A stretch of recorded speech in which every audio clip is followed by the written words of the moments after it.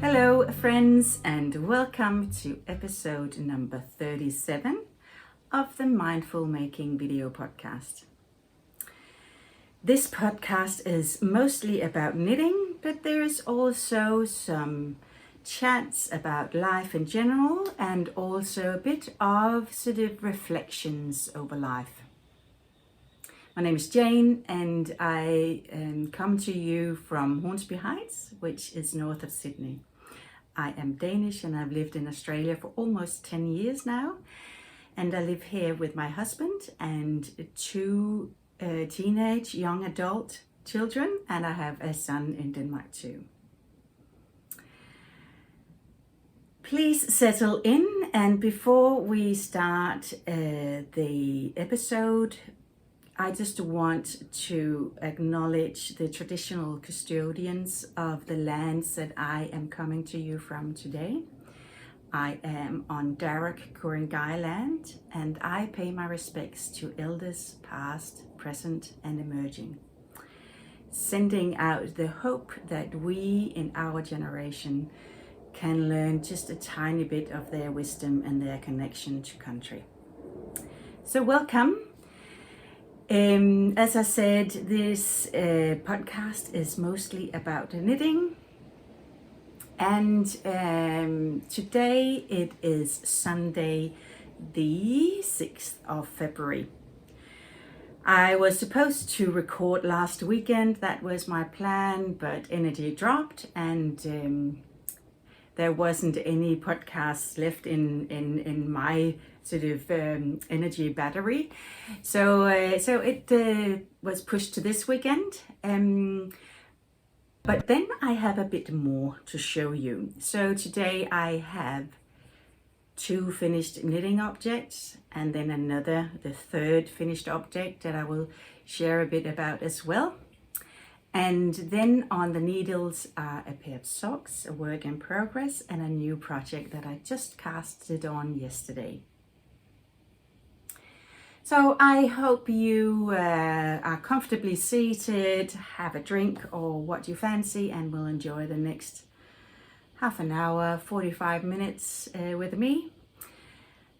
And let's just jump straight in to, I was about to say the first finished object, but I would actually say what I am wearing, as you know, yeah, as we all do. So the ranunculus, as many of us have knitted, this I think this is a couple of years old now. It is, I used a silk tweed from Drops yarn. That yarn has been discontinued, so you can't get it anymore. But it gives sort of a light fabric, a bit linen-like, but it's not as cool as linen. There is a bit of warmth to it because it's a mix of, it's probably merino and silk. There are a few, I don't know whether you can see it, but there are some blue sort of small stains. You probably can't see that. And then it has a bit of this mix of the natural color and a bit of white. It is quite cropped, and I like to wear this with my yoga pants, which I wear all the time, and I wear today as well, or a dress. And let's move on to the first finished object. The first finished object is the Skyline wrap. It is a wrap designed by Helen Stewart from Curious Handmade, and this was my Christmas Day cast on. And I used my Advent calendar minis for this project. I showed you, I was working on it during the last episode, so if you want to know much more about it, you can go and revisit or visit that previous episode. It started off in these blue colors, and then moved into grays and pale pink,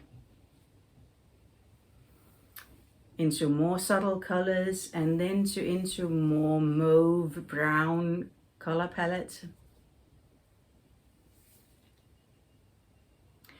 And many chevron patterns along the way, and slip stitch pattern, chevrons and chevrons in varying patterns, with yarn overs, or make one increases. So it turned out really beautiful, and I enjoyed working on this project. I haven't used it so far because it's just been summer here in Australia, but I can imagine in winter, sitting at the desk in my home office, I can just wear it around my neck, or going out to watch the soccer game on a windy winter afternoon. It will keep me warm around my neck, or just have it around my shoulders as a wrap. It's a bit difficult when sitting down, but like this. So that will be perfect.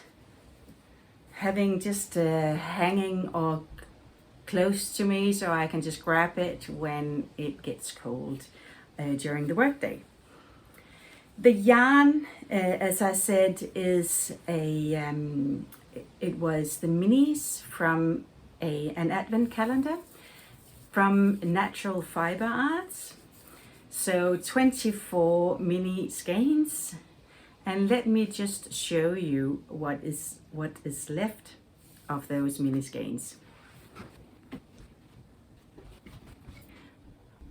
It's a bit difficult with the light, but I have I store the leftover nuggets from the advent calendar here in a decorative glass vase probably, and I can just see many beautiful striped socks coming along, and possibly I think there would be enough yarn for a second throw or for a second wrap. But they look very, very pretty on my shelf. So that's where, that's their main purpose at the moment, is to be decorations here in my craft room. I finished this wrap just right after I recorded last episode, I think so 9th of January or so. And after blocking, well, it has been blocked, so it's much easier to get an impression and look at the beautiful patterning in the chevrons and how it changes throughout the shawl. Very happy about this, and I can highly recommend this pattern, the Skyline wrap, if you have other minis or advent calendars or just leftover yarns sitting that you can mix and match to your heart's content. This is an excellent project for that. Everything that I talk about and links to patterns and also to my project site on Ravelry, you can find a link to show notes in the description box below. The next finished object is what in the last episode was my dream project. And this is now finished. And of course I should have worn it today, but it's simply too warm. Here it is.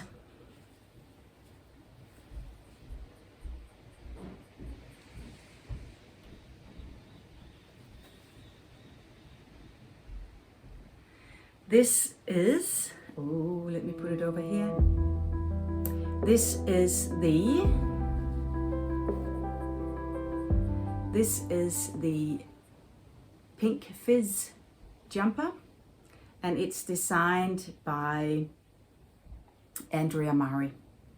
It's a bit hard to hold up and talk at the same time, but let me see if I can do it justice, because it's extremely beautiful.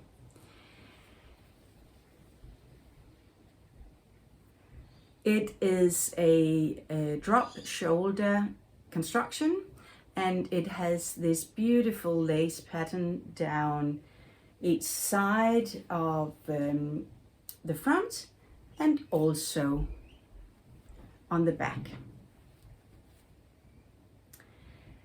It has a split hem, so a bit longer on the back.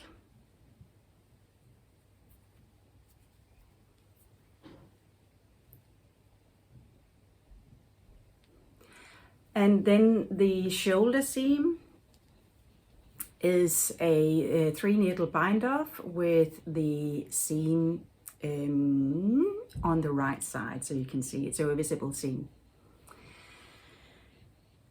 So it's worked bottom up, it's worked in a round until splitting 4 sleeves, and then working flat. It has a shoulder shaping, and then a 2x2 ribbing as a neckline, pick up for sleeves, and knit them down. You can see here that I still have an end to weave in, and I actually have that on both sleeves because I had the suspicion that they were too long. So I washed and blocked this jumper, and the sleeves grew even more, or it grew probably 3 centimeters. But so now they are actually full length of cuff too long. So someday, one day, I will rip back and reknit the cuff, because it sits out here, basically out here, and that is too long for me.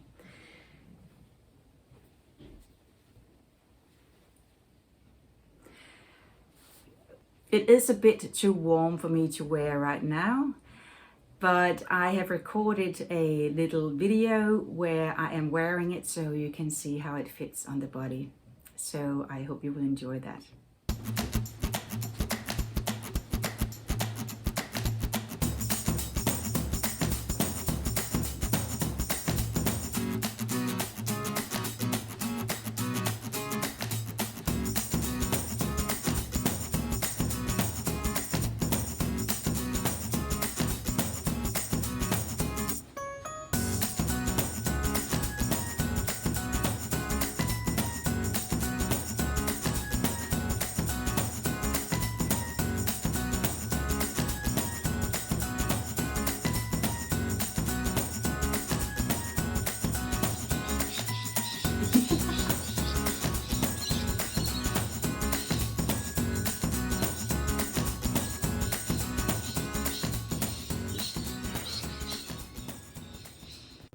I hope you enjoyed that, and as you may have noticed, there is a lot of ease in the body. The pattern was designed with 10 inches of ease. Usually I am reluctant to work with that much ease, but this time I actually did as I was told. So this is size 4 in the pattern. So finished bust measurements is 52 inches. And it is a boxy jumper on me, which I'm very happy about. You may now ask what yarn I used. This is a combination of 2 yarns, so it is the super soft color Sweet Pea, held together with Titicaca yarn, which is a 100% alpaca, and the color is Heather Rose. The Sweet Pea,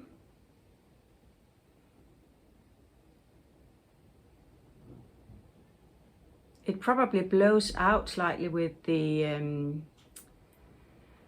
with the light, but it's a beautiful mix. It's sort of on a gray base, and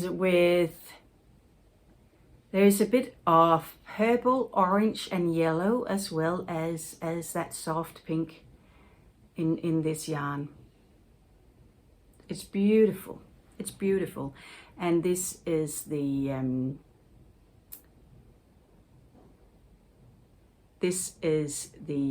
alpaca, which is called Heather Rose. Really nice, really nice. What happens when especially the super soft is washed is that it will just bloom and soften up. When it's in the skein, there is a bit of spinning oil left in the yarn, so it can be a bit stiff to work with and a bit coarse. But as soon as it's washed, it's just whoosh. And the finished fabric is really nice.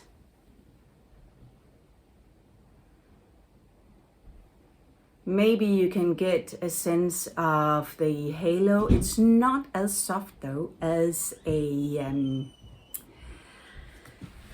silk mohair. It is very warm.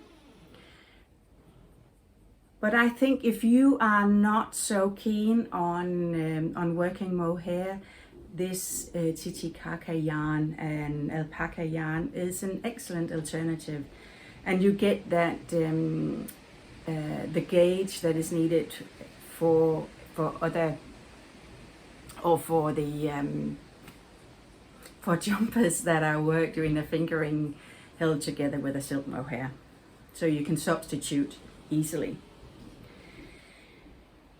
This jumper was mainly I worked on this on our holiday, and throughout this episode I invite you to join me on a bit of beach walking and beach viewing. We went up to Lennox Head, which is 700 kilometers north of Sydney, last week. So the last week of January. We had an amazing time. So I will insert a few films from up there, sort of as I often do, just sprinkle them across the episode. So I hope you'll enjoy that.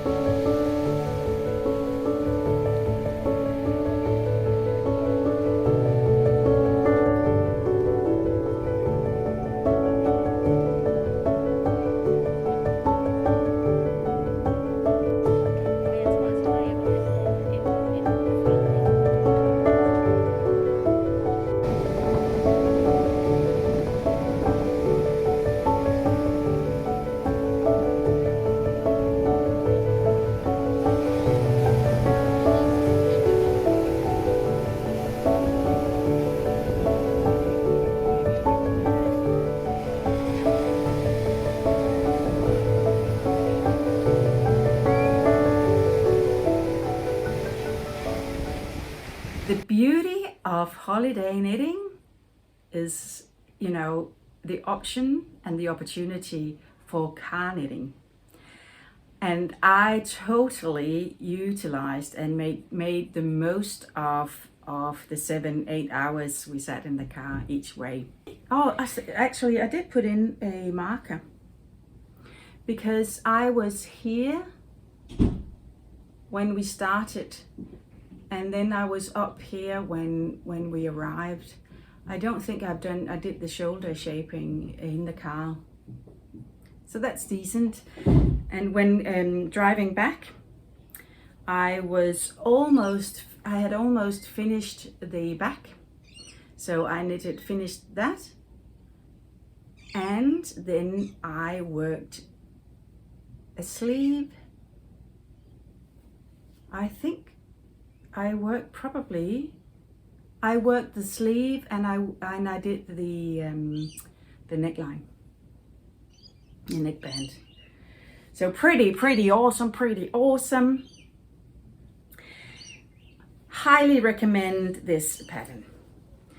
There is a lace pattern on every single row of round.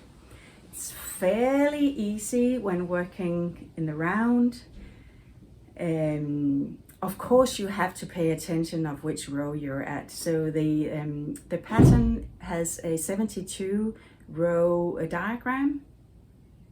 I worked that 72 row diagram 3 times, from the hem up to the shoulder. When you get to splitting for sleeves, you get to work patterning on the wrong side. It's not too difficult. It's mainly yarn overs and it's purl together. The difficult part though on working those on the wrong side is to figure out if it's purl together or purl together through the back loop, which either makes the stitch lean right or left. So that took me a bit of time to figure out that if it was through back loop on the right side, it was the same on the wrong side. I think so, yes.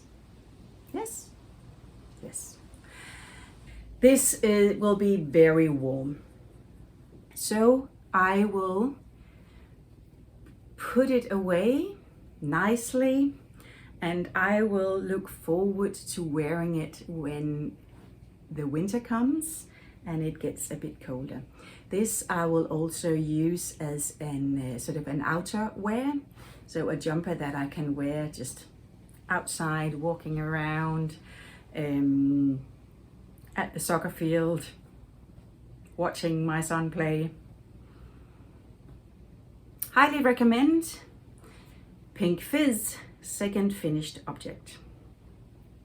That then brings me to January 2022 tally of meters of yarn I've used. As I did last year, I count finished objects and calculate how much yarn I have used. So far then, 2 finished objects and 3.5 kilometers of yarn knitted, and I have made a wrap and a sweater this year. This little system works very well for me.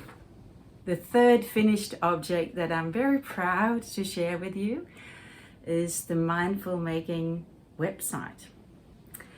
You can find it on mindfulmaking.com.au, and thank you to all of you who've already visited, sent positive, encouraging comments, and also signed up for the mailing list for newsletters that I will send out probably every month or once in a while. I won't spam your email inbox, I promise. So with that in mind, I just want to again thank you for all the visits that you have already paid my website and checked it out. If you haven't yet, please go and check it out. I'm very proud of it, and it will be sort of the mindful making one-stop shop on the internet, where you will have access to buying knitting patterns, and there's links to these videos. That is also where I will place the show notes from now on. So the show notes for these videos. And why that? That is because on the website you can put in the search box. For instance, if you want to search for the Pink Fizz jumper, and don't remember which episode I talked about that, you can put that in the search box, and it can actually search through all the show notes, or it's actually a blog post, but it will search through that, and you can find all the the links to episodes where where I've talked about that jumper. So I hope that also give a bit more usability for you guys. And down here then in the description box here, there is a link, so you'll get direct access to those show notes. So please click through there, where there are links to everything that I talk about, and also Ravelry, my Ravelry project pages, so you can see all the details and any modifications I may have made. That reminds me that those two, the Skyline wrap and the Pink Fizz jumper, I didn't do any modifications whatsoever. Yeah. I just want to thank you all so much for being here, for checking out the videos again and again. Some of you have followed me for a long time. Back when I lived in Denmark, I had a blog as well, which was called Ballet's Bazaar. And I think I started that, it's probably 17 years ago. And some of you have followed me and have been here in this community since day one. And when realizing that we, through these, even though it's online, we get to know each other and follow each other over years, which I find fascinating, that we can get this sense of knowing each other, although we haven't sat opposite face to face for a sort of real life chat, but feel the connection anyway. So thank you to all of you who may have been here from early day one, who stepped in when I moved here to Australia. And also, if you are brand new and just checking out this channel for the first time, welcome. It's an absolute joy and a pleasure to have you here. And I hope you will come back and be part of this wonderful, supporting, encouraging, amazing community. So thank you all for your comments, for engaging, for reaching out, for talking to each other, for sharing these moments with me. So thank you.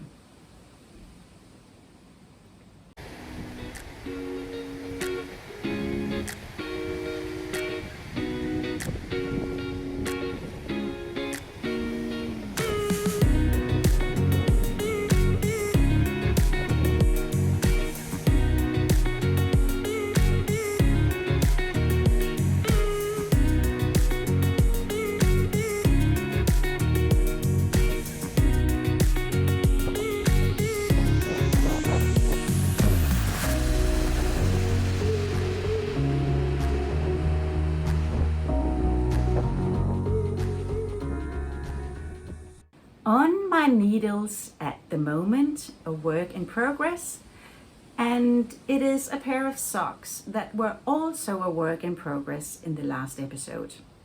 We are talking about the Curio socks. They are designed by Andrea Murray.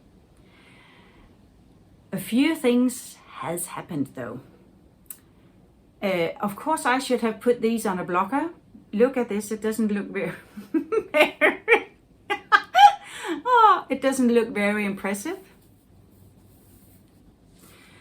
But anyway, let me, yeah, this is one finished sock and with an afterthought heel, which is the first time I have done one of those. That wasn't difficult at all. Very easy. Might be my go-to in the future.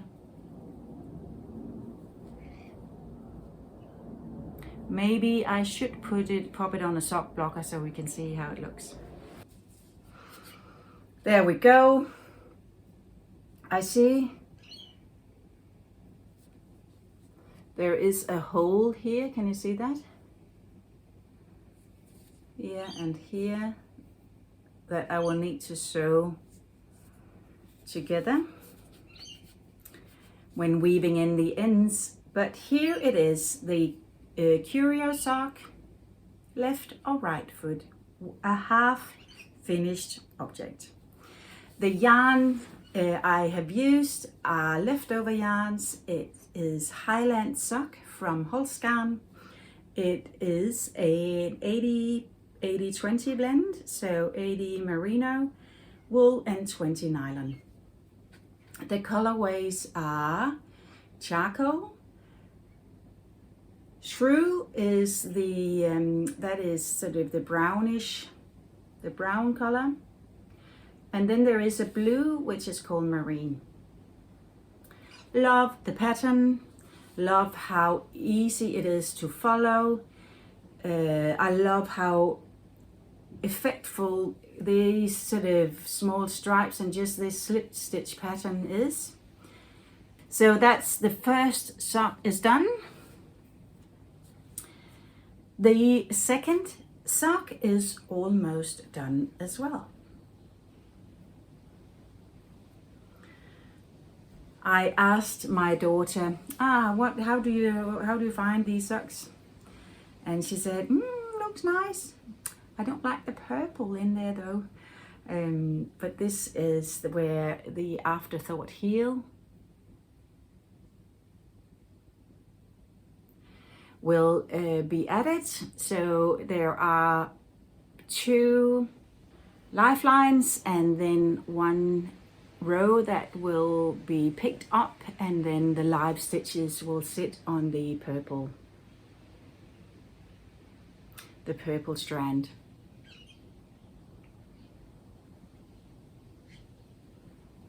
An hour and a half, they will be done and finished. They will be put in the Christmas gift box. Nothing like being prepared or in a gift box to be used later in the year. I can easily see myself doing plenty of these curio type socks. Also with the yarn, leftover yarns from the Skyline wrap that I talked about in the beginning, you know, putting in together a nice flow of color would be beautiful. And then having maybe a natural for the toe and cuff and heel. Love them, love them, love them.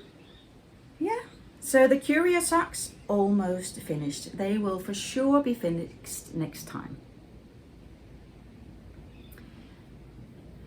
Maybe I could have finished them though if I didn't jump on a new idea. And I have talked about it before in some of the earlier episodes for dream knitting for summer tops, and it is a project using this yarn.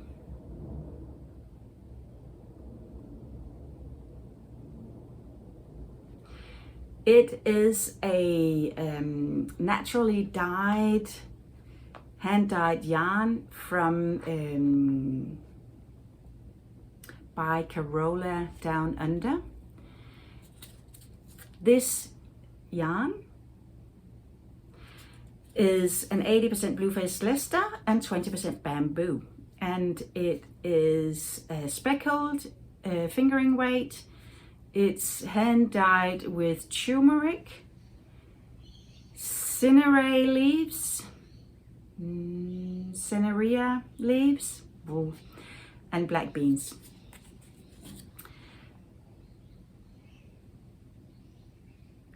Subtle brown, yellow, orange speckling. I just need to put the label in here again so I remember. That yarn I pair with 2 other brownish yarns.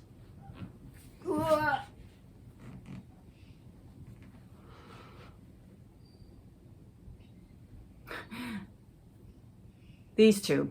The top looks a bit messy, so that is an alpaca Titicaca, and the colorway is called Crown, Holzgarn again, Crown, and a super soft.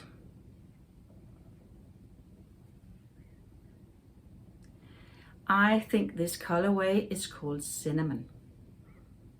It is stunning. Again, it has these sort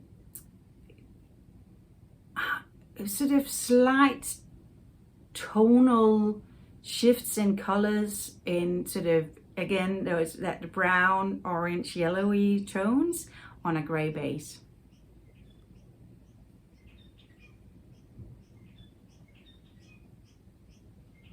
Which you may be able to see on the camera, but I can just tell you it's even more beautiful in real life, out in in your hands. Those I put together in a summerish. It's not as summery as a a linen top or a silk top, but here is how far I've come.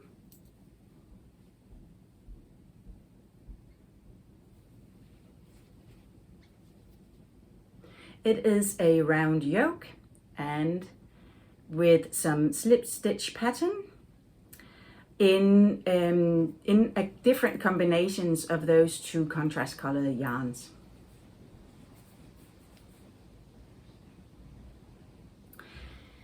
I started yesterday. Where it will end, I will show you later so you can follow the progress, and I will share much more about it in the next episode, hopefully. I really enjoy working with the main yarn, and I think, well, now I know why it looks so strange. I was just thinking, why is it wider here than it is here? That is because it is basically front to back. So let me put it in another in the right way. Here. So it is raised in the back, and then these speckles I think will just shine in this neutral color yarn and just in a plain stockinette. So it just gets, that is the feature then of the main body, and then just some slight slip stitch pattern up here on the round yoke. I think it will be a transition piece that can be used in spring, or a layering piece under a shirt or under a top or a singlet, even with the short sleeves. Yeah, I will keep you posted. I like it so far. Yeah, so I'm very much enjoying working on that. That is what I am working on knitting wise at the moment. That was the knitting content and the knitting projects I have to share with you today. But I thought that I would also talk about when I get to read a book. I will just share my experience with you here, and maybe that is an inspiration for you to find new authors, new books that you haven't heard of, or maybe you want to read as well. I think a lot of us as knitters, we like to read as well. Whether you read with your ears, sort of listen to audiobooks, or enjoy the tactile experience with just having a book in your hand. I love reading, and I've actually gone back to reading on paper for a while because it gives that sort of cozy, grounded feeling. I do love an audiobook as well, and just sitting with my knitting, going for a walk, doing the weeds in the garden, weeding in the garden with an audiobook in my ears. But over the Christmas break and our summer holidays, I've really enjoyed reconnecting to a paper book. So let me share what I've read since we last spoke. I have read Bewilderment by Richard Powers. I first read one of Richard Powers' books when I read The Overstory. For that book, I was totally blown away. The Overstory, this book is good, it's excellent, it isn't as fantastic as The Overstory. Although this book as well was shorted for one of the main literature prizes, and of course I can't remember which one. So sorry about that if you are very interested in books and find that very annoying and disrespectful, but I simply can't remember. But I read this book. It's about a father, single father with a special boy, a specially gifted boy, probably a bit on a sort of on the autism spectrum, and through the father's stories about, well, the father is a space scientist, and through stories about planets and life on different planets that he makes up, it demonstrates the wonderful life that we have here on Earth.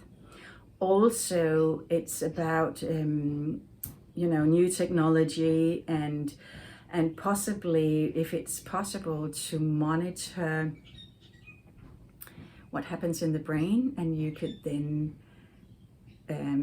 if you watch the same brain waves of a different person, that you can calibrate to those brain waves and basically feel the way that they did. It is demanding for the reader. It's a beautiful book about patience and about love for children and for taking care. It's also thought-provoking in the sense of, are there lives on other planets?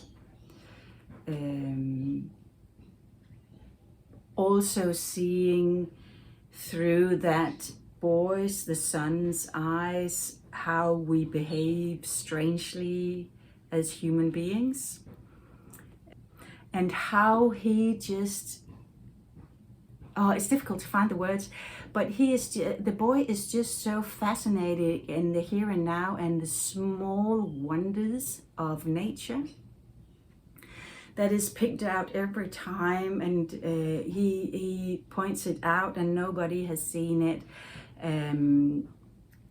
So it also reminds us as readers about everyday small wonders. Again, highly recommend if you get the chance to read Bewilderment by Richard Powers. There you go. This was the book I read this month.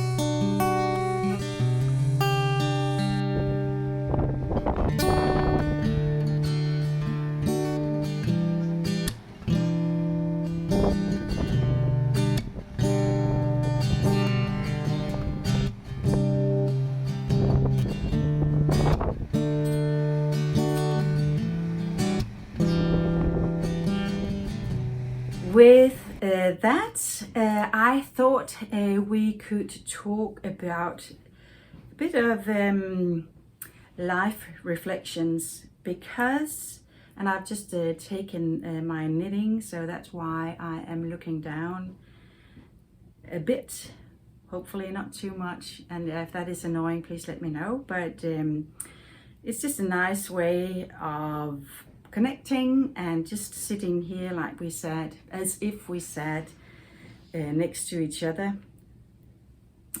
with a chat. So when we were away on holiday for a week, it was basically the first time we've been away from home on holiday for 2 years.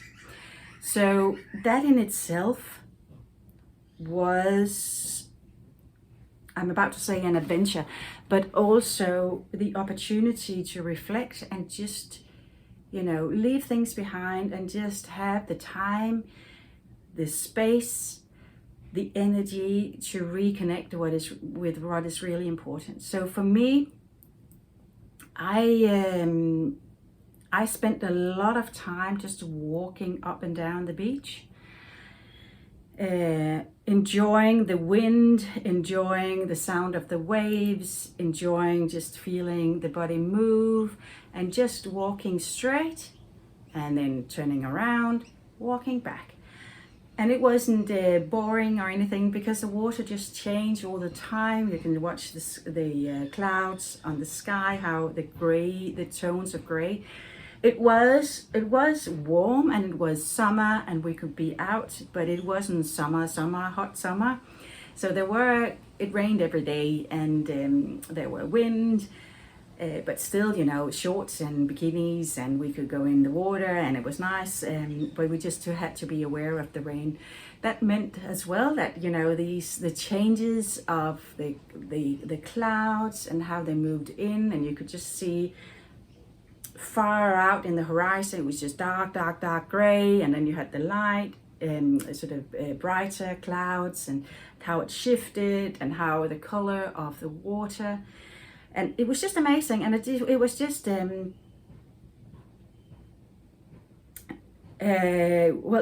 it's not spectacular, but it's just very, I've used the word grounding again, and just settling and just the wonders that is there when we open our eyes and just look to what is there. So for me, it was a chance to just reconnect to what is really meaningful, and also to try to find back to the right track. Sometimes we get, you know, in the rush of every day, we get sidetracked into busy, or, you know, career, and all others' needs. It was just more than any holidays for a long time. It just gave me that opportunity just to feel and acknowledge what I need and what I want. So let me share some of the revelations and the reflections that I made during my holiday, and I hope it resonates with you and you can relate to it. It may not be the same for you, but just that process of reflection. So I think over the last couple of years, especially with everything that has happened, we have sort of been in this anxious state. We have bunkered down in our homes and being a bit anxious of connecting with people. And I think also what we haven't seen yet is the full impact of COVID and related, isolations and that anxiety, and how that impacts on our mental health generally. I can say from my own part that I have consumed more alcohol over the last couple of years than I did before, on a general sort of everyday basis. I have also been very much on my phone, a lot of screen time, and a bit like this, just sitting. It's a bit like numbing yourself, scrolling on the screen, and a glass of wine, and maybe a glass too much. So that was very much what I reconnected with over that holiday, is how can I reduce screen time? Not necessarily time on the phone, because when we watch YouTube videos or watch the news, for instance, whether that's good or bad, or listen to a podcast on a podcast streaming service, that's okay. And engage meaningfully on Instagram, create community. But when it gets to that, when it slips over into just being scrolling, when it's not, you don't gain anything from it anymore, where it just becomes this sort of an avoidance activity, that's what I want to work on. So I actually, during our vacation, or just a week before, I signed up for a 5-day challenge with Courtney and that was a 5-day challenge of less phone, more life. Very simple strategies, and I won't go into all of them here because you can check her out. There is a link in the show notes, so you can access that as well. It's very simple tricks and tips each day.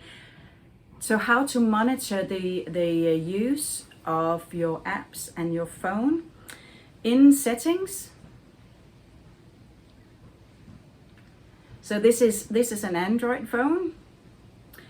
There is here called digital well-being. Can you see that?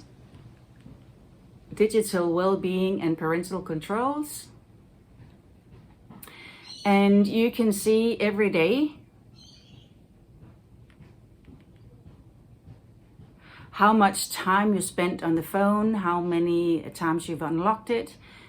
You can see across a week how much time you've spent on the phone.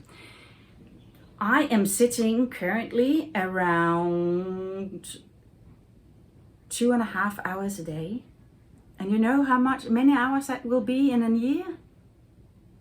It's weeks spent on this thing.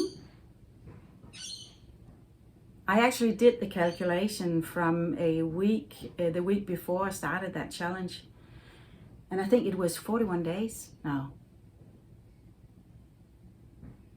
Maybe 41 days in a year, or a month, a year spent here. But of course, then I did a calculation of it was just the scrolling time.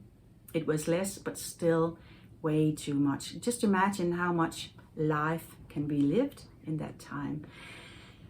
So that challenge is something that I will continue, and I'm not my aim is not to skip use of phone, no way.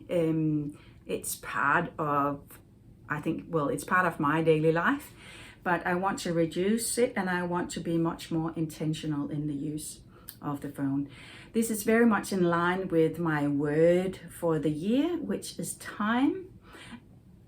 And that comes from the acknowledgement that time is not an sort of an endless resource. It's a finite resource. We only have 24 hours a day. Even if we try to sleep 75 minutes an hour during the night, which I totally believed when I was a child that I could, if I just slept the 75 minutes an hour, I'll be fine. I could go to bed late and I could wake up early. It's still only 60 minutes an hour. And I want to be much more mindful and intentional about how I spend my time and where time is spent meaningfully and gives something back and I give to others during that time. So what is important? So for me, it is about relationships, it's about connection, it's about sharing, it's about shared experiences, and then you can get into this discussion. So now we get into this, you know, what happens in my head all the time. I have this, you know, panelists sitting there discussing, but you probably have that too, but I have it a lot. And I have it a lot. So I play these, you know, scenes where I'm sort of being the one discussed, and then you have these panel members that are just discussing my opinion and what I say. And can you say that because that is not in line with what you said before? And can you have that opinion when you also have that opinion? So I think there's a lot of dichotomy where it's not an either or, but it's both. Okay, that was a long-winded sort of circle around what I was talking about. Yes, so it was, I will still use my phone, but I want to use it intentionally. And how I spent my time is, and I think this was about sharing. And I want to share as much as I can. So that was a long-winded, but what I wanted to say is to just be mindful of how I use the phone, and also that it doesn't become that substitute of human connection. Although, see, now I get to this dichotomy, although I have experienced close connection, or what seems close, and the sense of close connections through phone and online, without even having met people. So that then turns back full circle back to the initial comments of this community that we have created, and that we follow each other through Instagram, through videos. Of course, we do not know in depth of each other, but we have that sense of a connection and a relationship that is worth something, and it's worth a lot. And that way we can connect around the world, which I find so fascinating. So yes, the phone is can be a substitute for connection, but it can also give connection. So I think that was where I came from with that long-winded circle around panelists. And so I feel inclined to chat about these topics once in a while. I hope you won't be too discouraged by them. I am interested in personal development. I am interested in why we behave the way we do. I am interested in our thought patterns and our actions and our body and body-mind connection. And so I would like to take this opportunity to talk about some of those thoughts that I've had and is running in my mind at the moment. And I hope we will join into a conversation about that as well, on top of knitting, because this, of course, will continue to be a knitting podcast. Thank you so much for hanging on for so long. I hope you've enjoyed both talk about yarn and knitting and some of the reflections on us as human beings and on life in general. Thank you so much for being here.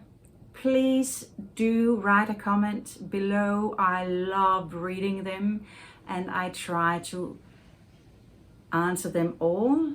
At least I love and I see them all if I don't get to respond, because as we know, time is a finite resource. Please share with a friend that you think might be interested in watching episodes of this channel, and also please be invited to go and check out the webpage mindfulmaking.com.au and possibly sign up for the newsletter where you can hear more. In the newsletter, I will write more about behind the scenes, and also typically with pattern launches, there will be discount codes offered to newsletter subscribers. So that is sort of the close community. Before I just say goodbye, let me just give you a short update on the Summer Breeze tee that you can see behind me. It has taken a while, and currently the pattern is with the tech editor for editing and for reviewing that the maths is correct, that I haven't stuffed up the pattern writing. It has been a bit delayed because of sickness, and so it's still within that tech editing process. When I get it back, there are a few reviews and edits that I need to make, and then it's ready to be tested. So it's a long process for a pattern to be worked through, to go through the quality assessments and checks that needs to be there.